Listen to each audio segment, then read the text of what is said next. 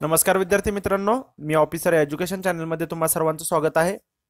आज आपण 4 मार्चच्या इम्पॉर्टंट अशा चालू घडामोडी पाहणार आहोत. तर लेक्चरला सुरुवात करण्याआधी ज्यांनी कोणी चॅनलला सबस्क्राईब केलेलं नाही त्यांनी सबस्क्राईब नावाचं बटन आहे त्या बटनवरती क्लिक करा. त्यानंतर बेल आयकॉन येईल, त्या बेल आयकॉनवरती सुद्धा क्लिक करा, जेणेकरून नवीन व्हिडिओ अपलोड केले की तुम्हाला त्याचं नोटिफिकेशन येईल. लेक्चरच्या एंडला आपण क्वेश्चन ऑफ द डे घेतो, त्याचा आन्सर तुम्हाला कमेंट बॉक्समध्ये मेन्शन करायचा आहे. तोच क्वेश्चन आपण दुसऱ्या दिवशी परत त्याचा आन्सर बघतो आणि रिव्हिजन करतो. जर तुम्हाला हे लेक्चर युजफुल वाटलं, इम्पॉर्टंट वाटलं तर लाईक करायला विसरू नका. तुमच्या मित्रमैत्रिणींच्या व्हॉट्सअप टेलिग्राम ग्रुपमध्ये नक्की शेअर करा. चला सुरुवात करू आपण आता कालच्या क्वेश्चन पासून. बघा, दुबईमध्ये आयोजित केलेल्या 46व्या OIC परिषदेत भारताकडून कोणी प्रतिनिधित्व केले. ओके, पहिलं तर सांगितलेलं आहे बघा, दुबईमध्ये लोकेशन दिलेलं आहे, कितवी तर 46वी, कुणाची तर OIC ची. आणि मग क्वेश्चन आहे भारताकडून कोणी प्रतिनिधित्व केले. पहिल्यांदा तर तुम्हाला इथे OIC म्हणजे काय माहित पाहिजे, organisation of Islamic cooperation. Okay, 1969 मध्ये याची स्थापना झाली आहे. 57 सदस्य देश आहेत आणि ही याची 46वी परिषद होती. तर याच्यामध्ये भारताकडून जे प्रतिनिधित्व होतं ते सुषमा स्वराज यांनी केलेलं होतं. बरोबर, भारताला याच्यामध्ये पहिल्यांदाच आमंत्रित केलं गेलेलं होतं. पाकिस्तानचा नकार होता, तो नकार डावलून सुद्धा जे आहे दुबईने याला भारताला आमंत्रित केलेलं होतं.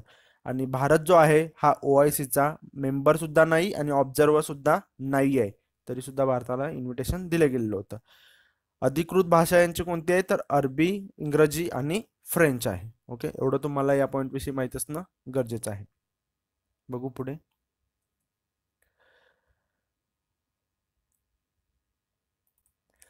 आंद्रे प्रिविन यांचा मृत्यू. ऑस्कर पुरस्कार विजेते आहेत संगीतकार आंद्रे प्रिविन यांचा मृत्यू.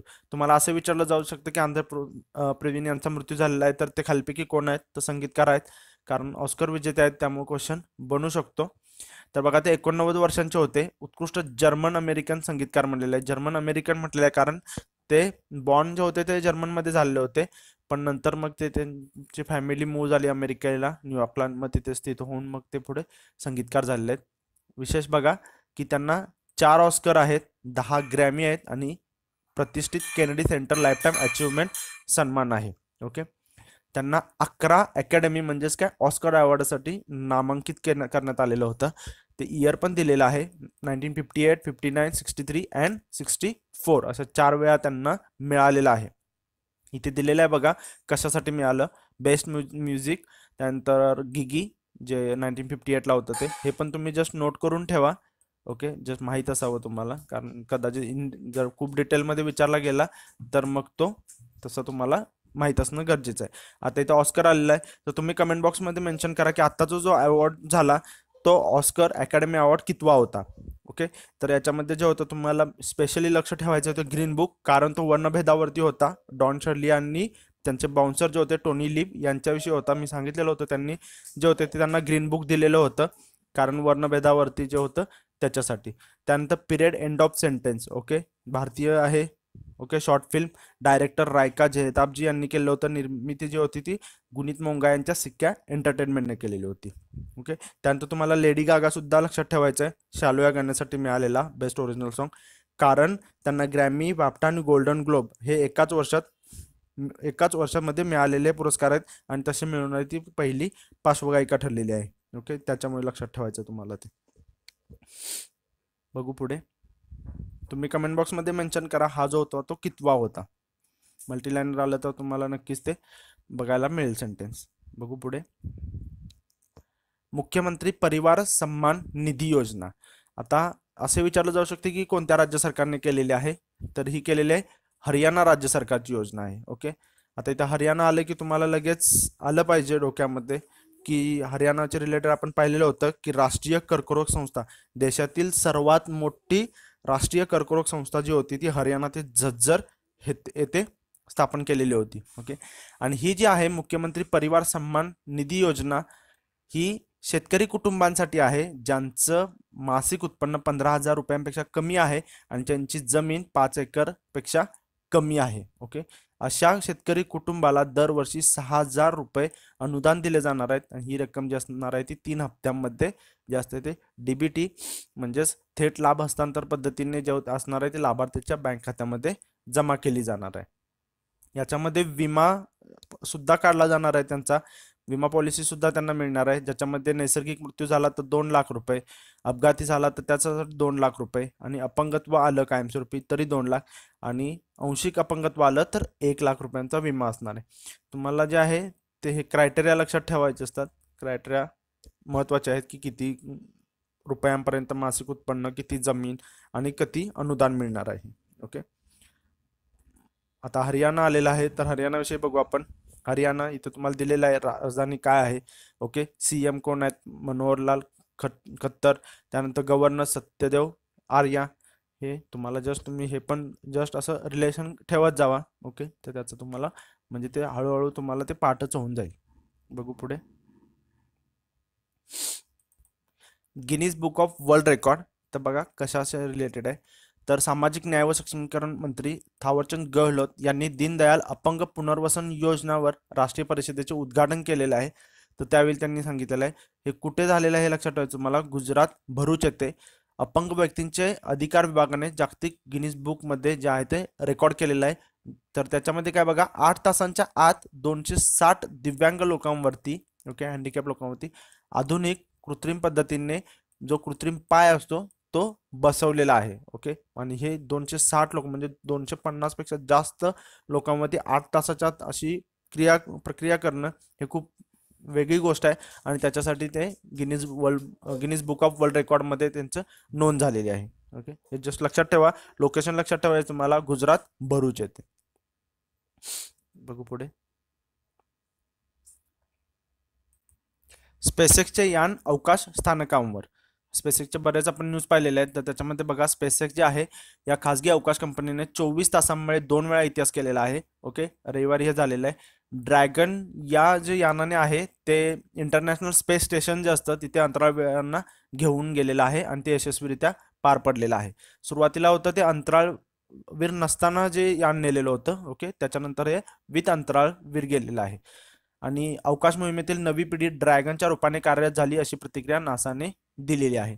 आता हे तुम्हाला नाव लक्षात ठेवायचं आहे, ड्रॅगन. ओके, आता स्पेसएक्स आले, हे इलॉन मस्क आहेत. ओके, ते त्याचे फाउंडर आहेत. ओके, त्यांचा जो पर्पज होता तो होता अंतराळ प्रक्षेपणाचा खर्च कमी करणे. ओके, इलॉन मस्क यांनी 2002 साली याची स्थापना केलेली होती. रियुजेबल रॉकेट्स तयार करायचे जेणेकरून मग ते परत वापरल्यामुळे खर्च कमी होईल, हा त्यांचा त्याच्या मागे हेतू होता.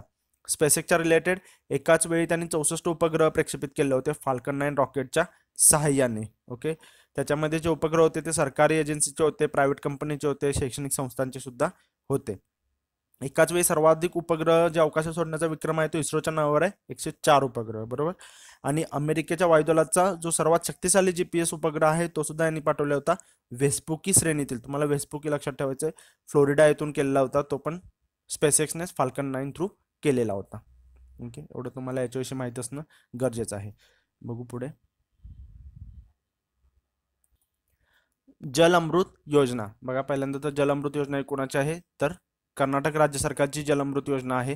तर दुष्काळी परिस्थितीवर मात करण्यासाठी जलाशयांच्या संरक्षणार्थ जी आहे ही जल अमृत योजना चालू केलेली आहे. पर्पज जलाशयाच्या संरक्षणार्थ दुष्काळी परिस्थितीवर मात करण्यासाठी उपाययोजना म्हणून जी आहे ही जल अमृत योजना कर्नाटक राज्य सरकारने सुरू केलेली आहे. या नवीन योजनेमधून काय होणार आहे, तर जलाशयाच्या संवर्धनासाठी, त्यांच्या पुनरुत्थानासाठी जे आहे ते जे उपक्रम राबवले जाणार आहेत. त्याच्यामध्ये 4 घटक आहेत, जलाशयाचे पुनरुत्थान, नवीन जलाशय, वॉटरशेड प्रकल्प आणि वनीकरण. ओके, त्याच्याच बरोबर बघा सरकारी संस्था आहेत, परत अशासकीय संस्था आहेत, खाजगी क्षेत्र संस्था आहेत, हे एकत्रितपणे याच्यासाठी काम करणार आहेत. मग याच्यासाठी जे आहे ते उपग्रहांपासून इमेज घेणं, भूगर्भिक माहितीचा जमिनीचा अभ्यास करणं, भूस्थानिक माहिती मिळवणं, जलसंचयन, जलसंवर्धनासाठी वैज्ञानिक दृष्टिकोन निर्माण करणं, हे याच्या मागे जे आहे ते काम केलं जाणार आहे. आणि कर्नाटक सरकारने 2019 जे आहे ते पाण्याचे वर्ष घोषित करण्याचा निर्णय सुद्धा घेतलेला आहे. बघू पुढे. डॅन कोलाव निकोला पेट्रो कुस्ती स्पर्धा. ओके, कुस्तीच्या रिलेटेड आहे. बघा ही जी आहे ती लोकेशन लक्षात ठेवा, बल्गेरिया. आणि भारतीय मल्ल जे आहेत बजरंग पुनिया यांना सुवर्ण पदक आहे 65 kg मध्ये. पूजा नंदा आहे सुवर्ण पदक. ओके, साक्षी मलिक आहे रौप्य पदक. विनेश फोगाट रौप्य पदक 53 kg कॅटेगरीमध्ये. आणि बजरंग पुनिया यांनी सांगितलेलं होतं की आपलं जे सुवर्ण पदक आहे ते जे आहे ते अभिनंदन यांना समर्पित करतोय. आणि त्यांनी ट्विट सुद्धा केलेलं होतं, ट्विटद्वारे सांगितलेलं होतं की त्यांच्याशी भेटण्याची इच्छा आहे आणि भेटून त्यांच्याशी हस्तांदोलन करणार मी. ओके, असं त्यांनी जे होतं ते ट्विट केलेलं होतं. आता इथं रेसलिंगच्या रिलेटेड आलेलं आहे. वर्ल्ड रेसलिंग चॅम्पियनशिप सुद्धा झालेली होती, त्याच्यामध्ये पूजा ढांडाने कांस्य पदक जिंकलेलं होतं. ओके, पूजाच्या आधी 3 महिलांनी सुद्धा हे वर्ल्ड रेसलिंग चॅम्पियनशिपमध्ये पदक मिळवलेलं होतं, अलका तोमर, गीता फोगाट आणि बबिता फोगाट. ओके, हे पण जर तुम्ही नोट करून ठेवा. आणि त्याच्याच मध्ये बजरंग पुनियाने 65 kg गटामध्ये रौप्य पदक केलेलं होतं. अंतिम फेरीमध्ये जे होतं ते जपानच्या खेळाडूला हरवलेलं होतं. कुठे झालेली होती वर्ल्ड रेसलिंग चॅम्पियनशिप जी होती ती ती बुडापेस्ट हंगेरी येथे झालेली होती, 15वी आवृत्ती होती. ओके, हे पण जस्ट तुम्हाला रिलेटेड न्यूज माहीत असणं गरजेचं आहे, येणाऱ्या एक्झाम मध्ये विचारलं जाऊ शकतं. बघू पुढे. क्वेश्चन ऑफ द डे, मुख्यमंत्री परिवार सन्मान योजना खालीलपैकी कोणत्या राज्याद्वारे सुरू केली आहे? 4 पर्याय आहेत. आशा करतो तुम्ही याचे जे आन्सर आहे ते कमेंट बॉक्समध्ये मेन्शन कराल. भेटू पुढच्या लेक्चरमध्ये, तोपर्यंत धन्यवाद.